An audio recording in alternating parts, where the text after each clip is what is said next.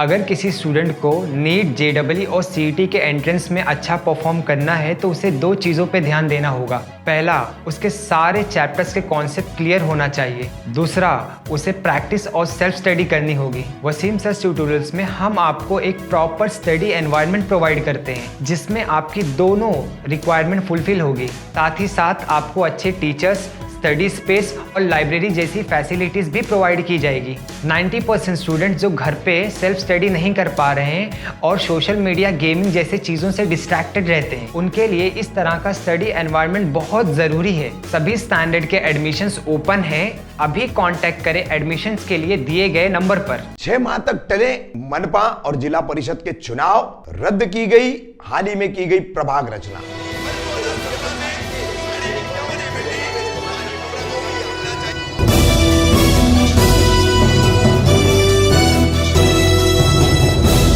कामदार हिंदुस्तानी reporter में आपका स्वागत है। एक बड़ी खबर, राज्य की महाविकास आघाड़ी सरकार ने सोमवार 7 मार्च को विधानसभा और विधान परिषद दोनों सदनों में एक विधेयक पारित किया। यह विधेयक है मनपा तथा जिला परिषद चुनावों से, और यह विधेयक लाने की जो पिछली इसकी पृष्ठभूमि है, जो इतिहास है, उसको हम आपको थोड़ा सा बता दें कि ओबीसी आरक्षण, ओबीसी रिजर्वेशन सुप्रीम कोर्ट ने रद्द कर दिया था 52% होने की वजह से, जो कि असंवैधानिक है, और उसी वजह से जो है ये रद्द किया गया। उस पर फिर राज्य सरकार ने भूमिका ली थी इंपेरिकल डाटा देने की, मगर इंपेरिकल डाटा उसको एकत्रित करना यानी इकट्ठा करके उसको सुप्रीम कोर्ट तक रखने के लिए एक लंबा समय अवधि लगेगा।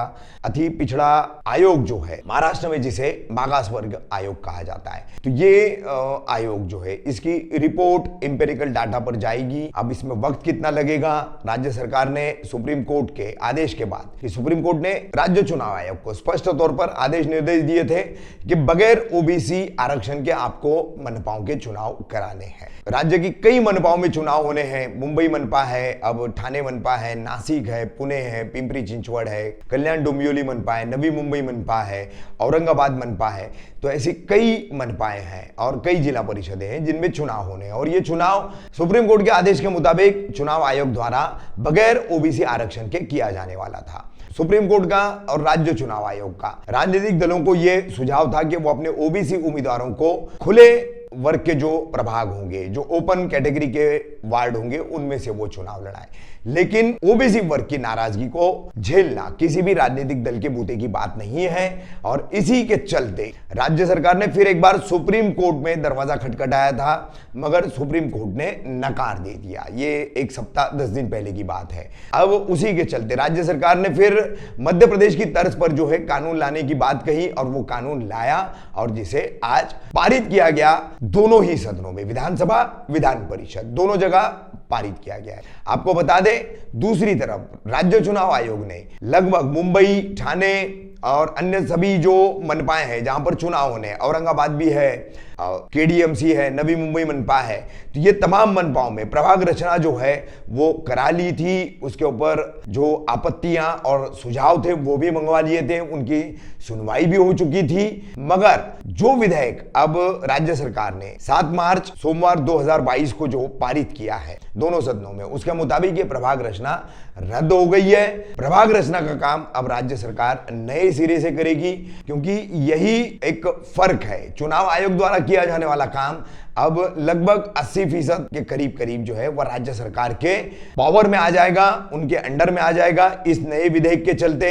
इससे पहले मध्य प्रदेश में भाजपा की शिवराज सिंह सरकार जो है इस पर अमल कर चुकी है। साथ ही इस विधेयक के चलते अब चुनाव की तिथियां भी जो है, तारीखें, डेट्स वगैरह जो है, वो भी चुनाव आयोग के बजाय राज्य सरकार तय करेगी और उसकी घोषणा करेगी। आपको बता दें कि ये जो पूरी प्रक्रिया हुई है, अब इस विधेयक के चलते राज्य सरकार में सत्ता पक्ष, विपक्ष, महाविकास आघाड़ी सरकार के तीनों दल, विपक्ष में भारतीय जनता पार्टी और उनके सहयोगी दल, ये सब मिल करके इन्होंने इस विधेयक को पारित किया है। इससे पहले सर्वदलीय बैठक भी हुई थी, और जिसमें सभी ने जो है ओबीसी आरक्षण के बगैर चुनाव न कराने के लिए, इस विधेयक को लाने के लिए एक मत किया था, और सर्वसम्मति अनुसार यह विधेयक पारित किया गया है। इसी तरह का पेज जो है मध्य प्रदेश में था, तो मध्य प्रदेश ने जो है इस तरीके का विधेयक लाकर उसको अपने पक्ष में किया था और अब राज्य की महाविकास आघाड़ी सरकार ने भी वही काम किया है, वही विधेयक लाया है और चुनाव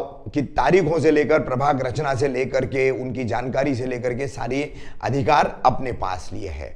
तो फिलहाल अब मुंबई, ठाणे और अन्य सभी मनपाएं जहां पर चुनाव होने हैं, 6 माह के लिए चुनाव नहीं होंगे, मगर इसमें एक फांस अभी भी संवैधानिक रूप से फंसी हुई है, एक कानूनी तकनीकी अड़चन। राज्य सरकार द्वारा यह विधेयक जो पारित किया गया, अगर इसको सुप्रीम कोर्ट में यानी सर्वोच्च न्यायालय में अगर कोई चुनौती देता है तो ये वहां पर कितना कानूनी नुक्तों पर खरा उतरता है, कितना टिकता है, इस पर सब कुछ निर्भर करता है।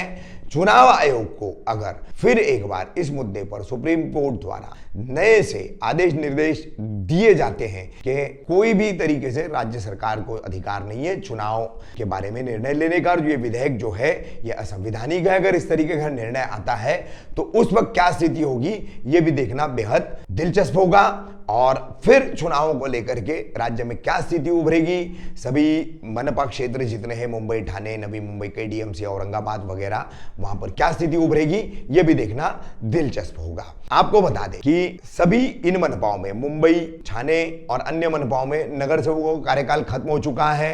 अब प्रशासकीय कामकाज जो है, जो भी काम चलेगा वो प्रशासकीय स्तर पर चलेगा। आईएएस कमिश्नर जो नियुक्त होंगे उनके मातहत सभी मनपाएं काम करेगी। किसी भी तरह का कोई भी अब जनप्रतिनिधि कोई प्रतिनिधित्व जो है उसके तहत नहीं कर पाएगा। एक नागरिक के तौर पर या एक राजनीतिक दल के प्रतिनिधि के तौर पर वो जरूर अपनी आवाज समस्याओं पर और लोगों के मुद्दों पर उठा सकता है।